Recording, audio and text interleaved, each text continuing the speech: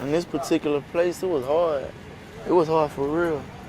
We didn't really have much now.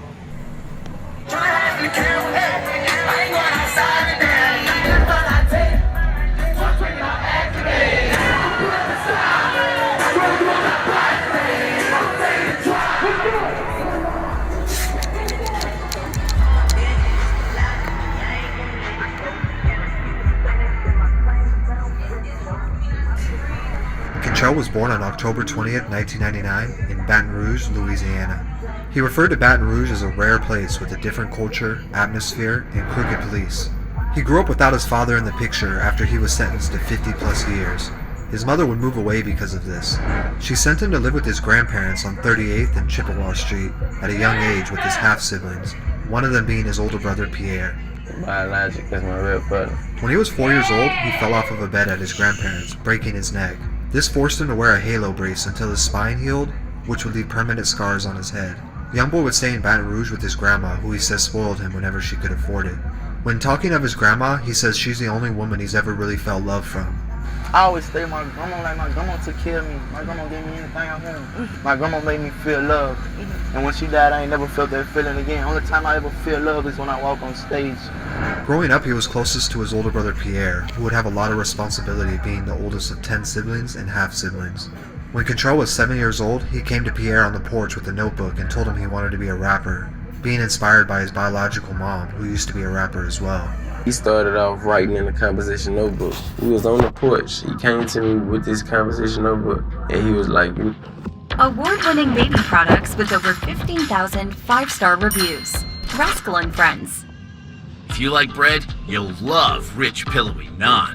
Stonefire naan, bread worth eating. "Well, this is what he gonna do." He began writing his first raps over the coming years, but was still a child and didn't take it 100% serious yet. As he and his brother got older, there's no question that the street life would influence them, but it wasn't always that way. In fact, they would try at an early age to make legitimate money by cutting neighbors' lawns for $7 each. This obviously didn't last long, as it simply wasn't enough money to keep them out of trouble. It's either jail or death, like literally. They started stealing bikes and car batteries at a young age, eventually leading up to home break-ins. He would eventually drop out of school in the 9th grade and start taking rap more serious. This was around the time his grandmother would pass away from heart failure, leaving Cantrell nowhere to go. Cantrell would move in with his half-brother Pierre and Pierre's mother Monique, who would be like a second mom to him, even referring to her as mom. At 12 years old, Pierre and Cantrell would be having a conversation about life when Pierre told him not to worry, we're never going to be broke again. This conversation would lead to the beginning of the NBA slogan, starting with just the two of them and then expanding to his cousins and younger brothers as well. Monique, who saw the hard work they had been putting in, would fund their first official studio session, and also help them buy a microphone from Walmart. Looking up to other Baton Rouge rappers like Lil Fat, Fredo Bang, and G-Money, who was one of his first mentors, he started to craft his style. Wasting no time, Youngboy put his first official song out on YouTube titled For a Reason, and you could see his potential even this early on. YouTube, the only platform that I could just run to and drop and let you, just get whatever it is, like ASAP. Pierre, better known as NBA 3, would take the role as manager in all things business. He started printing over 1,000 CDs of Youngboy's music and passing them around Baton Rouge. This gave them their very first but also small fan base. Soon as Youngboy was really starting to consistently make music, he would have his first run-in with the law, putting him in juvie for 6 months for a break-in. I ain't gonna say it was the best thing to happen, but shit, it helped me know my purpose. It helped me know what I want to do. While in jail, he had time to write raps and work on his lyricism, so he could be ready to drop music on his release. While 3 is promoting the music and doing the groundwork, Youngboy would be released from juvie and drop his first ever mixtape, titled Before the Fame, which was very fitting. Before Fame was really everything. That was like, it was the breaking point of the whole NBA career, like never broke again itself. When it came to work ethic, he looked up to rappers like Jeezy and liked how he was known for dropping back-to-back mixtapes. He knew he wanted to do something similar by flooding the streets with music. He spent the next year dropping mixtapes and trying to build a buzz outside his local area of Baton Rouge, dropping Mind of a Menace 1, then 2, and later Before I Go. By now he's gained enough credits to start catching the attention of mainstream artists and a much wider variety of fans, reaching outside his home state. Kevin Gates and Boosie would be some of the first major artists to hop on a song with him and give him his first cosign. Gates told me to keep working. Boosie, He just told me he could show me some things. As well as Meek Mill, who is said to have been one of the first people to discover him and give him the name Youngboy early on. In October 2016, he dropped his breakthrough mixtape 38 Baby, which should really be considered an album for how well put together it was.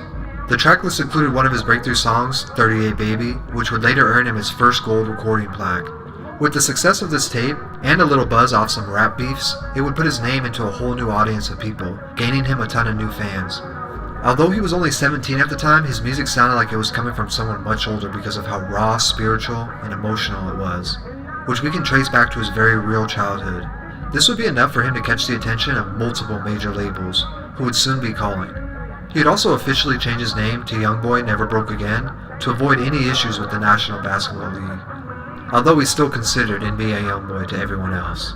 In an interview with XXL in 2016, he stated, "I'm going to be the next new thing that you see in rap. I'm Youngboy." On November 28, 2016, NBA Youngboy was arrested before a show in Austin, Texas. He was booked for 2 counts of attempted first-degree murder and held on a $200,000 bond. Although he was only 17, he could be tried as an adult for attempted murder. He went from the biggest new artist in rap scene to possibly facing life imprisonment. Just as everyone thought he would take a break from dropping music, he ended 2016 with yet 2 more projects, Mind of a Menace 3 and Before I Go Reloaded, which added up to over 6 mixtapes in a 1-year span, something that very few rappers are capable or even able to get away with, 2 of them being released from behind bars. This was a scary situation though. If Youngboy was convicted, his career and everything he worked for could potentially end. He would be held until May of 2017 for when he faced his trial. Fortunately, he was released after taking a plea deal, and immediately dropped his single Untouchable, which had a lot of messages hidden inside it. One of them saying, "I'll never jeopardize it again," where we can assume he was talking about his situation. At this point, what more could he have proven at 18 years old? Although that wouldn't be the last time Youngboy would get into trouble, he has not come close to being charged with something this serious since. In 2018, he announced his first studio album, Until Death Call My Name. It featured artists like Future, Birdman, Lil Uzi, and Offset, solidifying his spot in the mainstream. From there forward, Youngboy didn't even come close to stopping. He knew it was his time, dropping back-to-back mixtapes and EPs where he would go platinum in the streets and then platinum on the charts. I just knew at one point it wasn't no stopping me. You hear me? I knew that this moment was gonna come, nigga, to put me right here with you. To date, Youngboy has more gold and platinum plaques than you could probably imagine, and he has been consistently the most viewed YouTube artist for over 2 years straight, pulling over 50 million views a week. There's no denying what Youngboy has accomplished is insane. All of this happened while spending a majority of his career either locked up or on house arrest, showing us nothing is impossible, even at a young age, but it wasn't easy.